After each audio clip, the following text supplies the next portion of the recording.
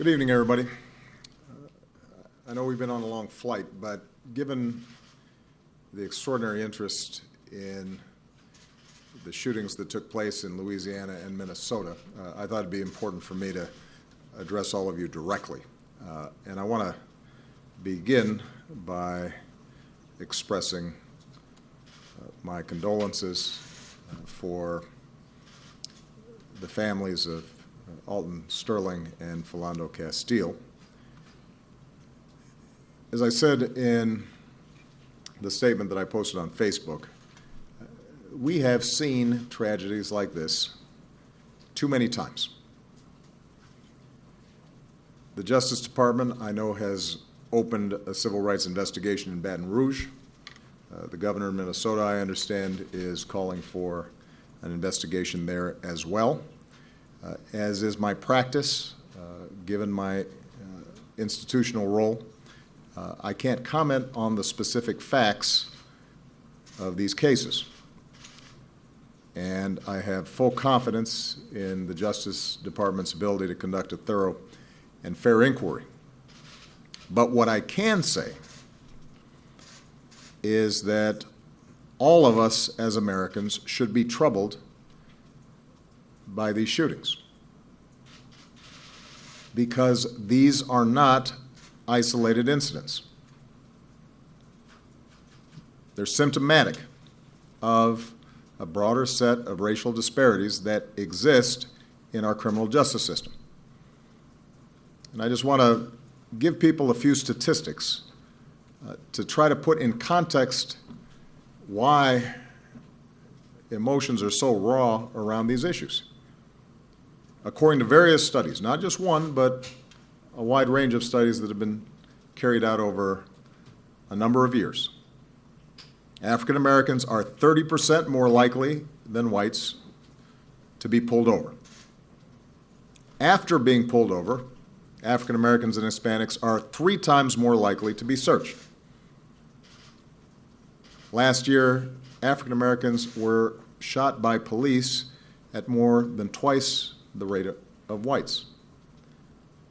African Americans are arrested at twice the rate of whites.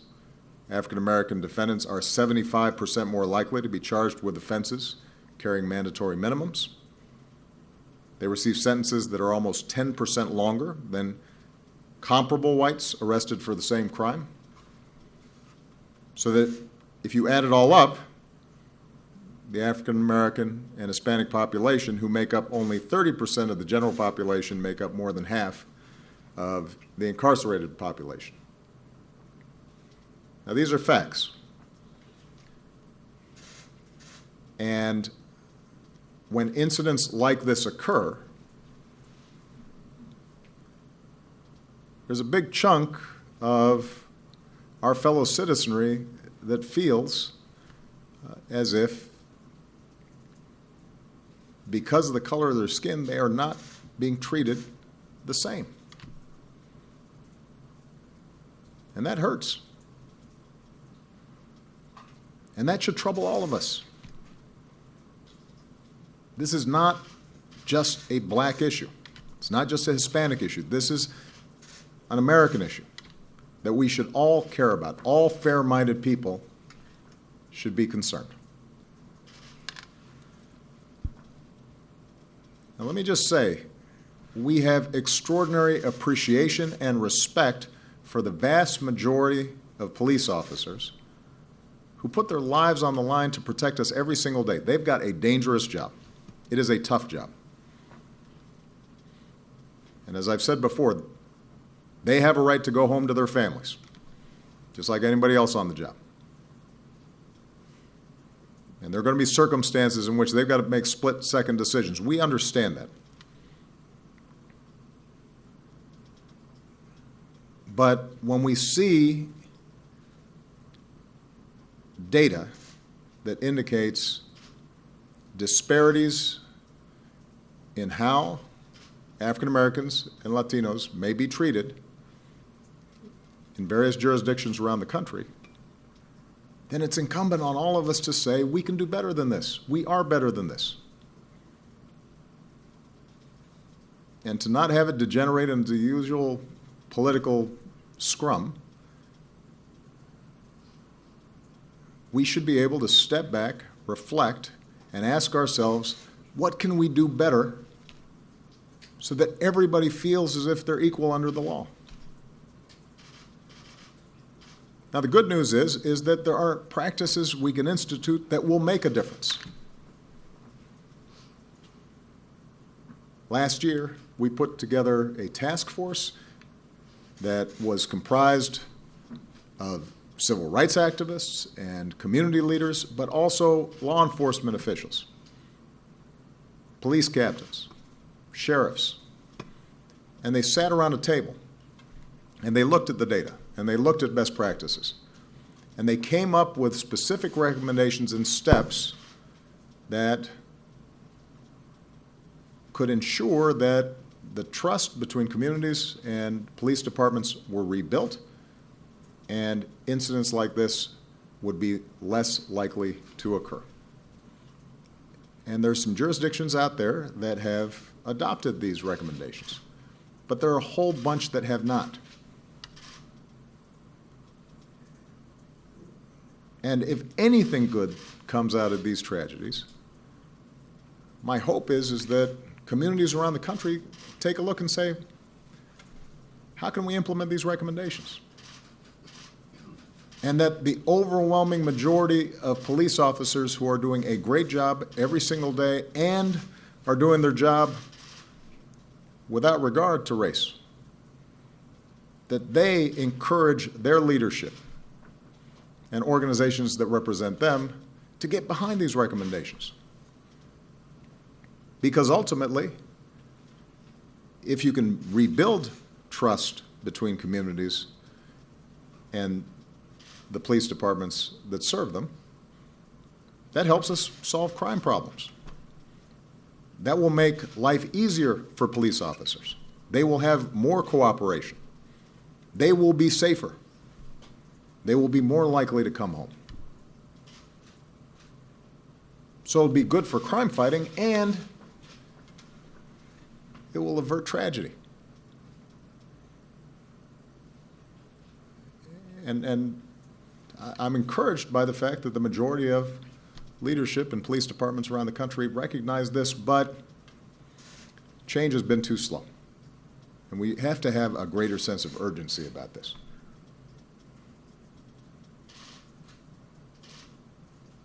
I'm also encouraged, by the way, that we have bipartisan support for criminal justice reform working its way through Congress. It has stalled and lost some momentum over the last couple of months, in part because Congress is having difficulty generally moving legislation forward, and we're in a political season. But there are people of goodwill on the Republican side and the Democratic side who I've seen want to try to get something done here. That, too, would help provide greater assurance across the country that those in power, those in authority, are taking these issues seriously. So this should be a spur to action to get that done, to get that across the finish line, because I know there are a lot of people who want to get it done.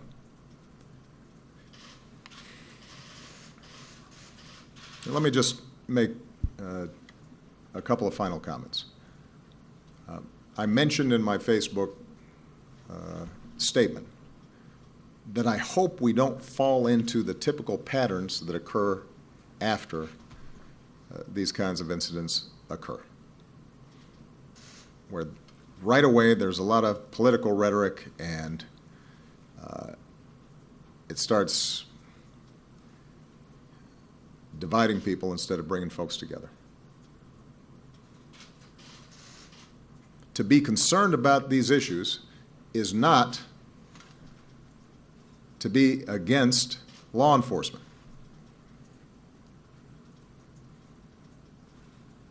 There are times when these incidents occur and you see protests and you see vigils, and I get letters, well-meaning letters sometimes, from law enforcement saying, how come we're under attack?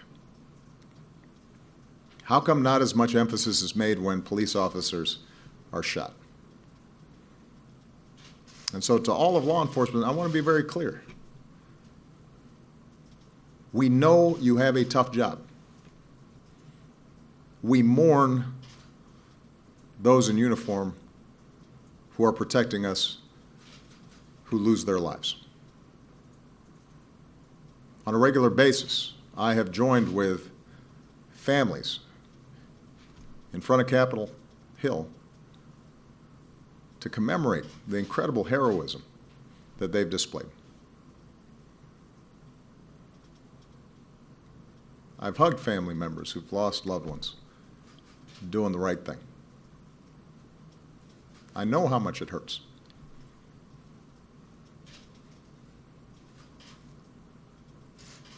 On a regular basis, we bring in those who've done heroic work in law enforcement and have survived. Sometimes they've been injured. Sometimes they risked their lives in remarkable ways, and we applaud them and appreciate them because they're doing a really tough job really well. There is no contradiction between us supporting law enforcement, making sure they've got the equipment they need, making sure that their collective bargaining rights are recognized, making sure that they're adequately staffed, making sure that they are respected, making sure their families are supported, and also saying that there are problems across our criminal justice system. There are biases, some conscious and unconscious, that have to be rooted out. That's not an attack on law enforcement. That is reflective of the values that the vast majority of law enforcement bring to the job.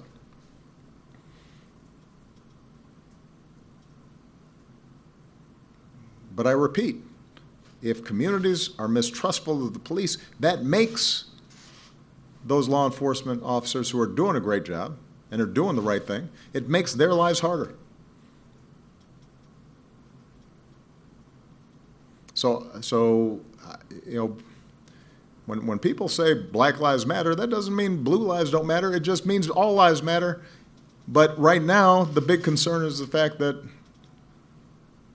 the data shows black folks are more vulnerable to these kinds of incidents. This isn't a matter of us comparing the value of lives. This is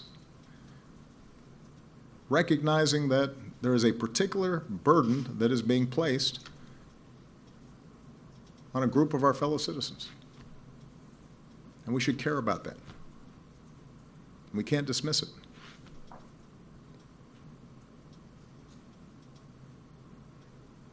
We can't dismiss it. So let me just end by saying I actually genuinely, truly believe that the vast majority of American people see this as a problem that we should all care about.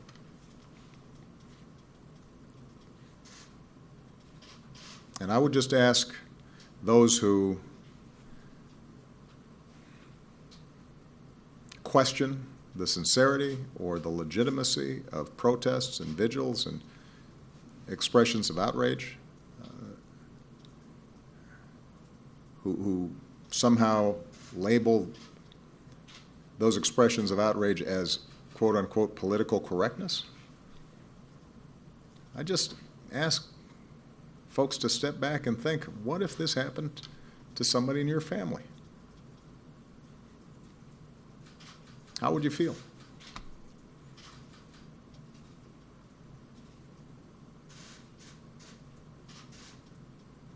To be concerned about these issues is not political correctness. It's just being American and wanting to live up to our best and highest ideals.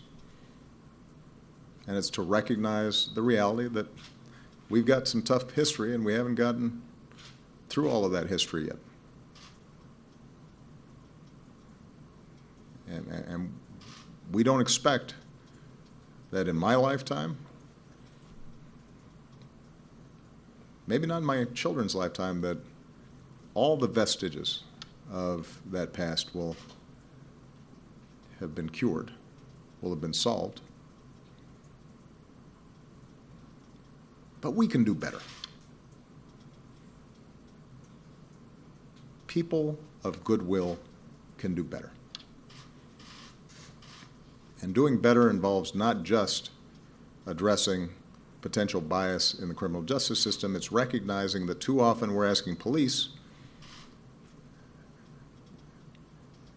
to man the barricades in communities that have been forgotten by all of us for way too long, in terms of substandard schools and inadequate jobs and a lack of opportunity.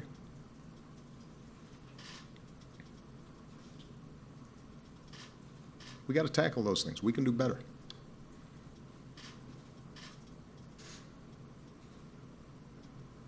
And I believe we will do better. All right. Thanks very much, everybody.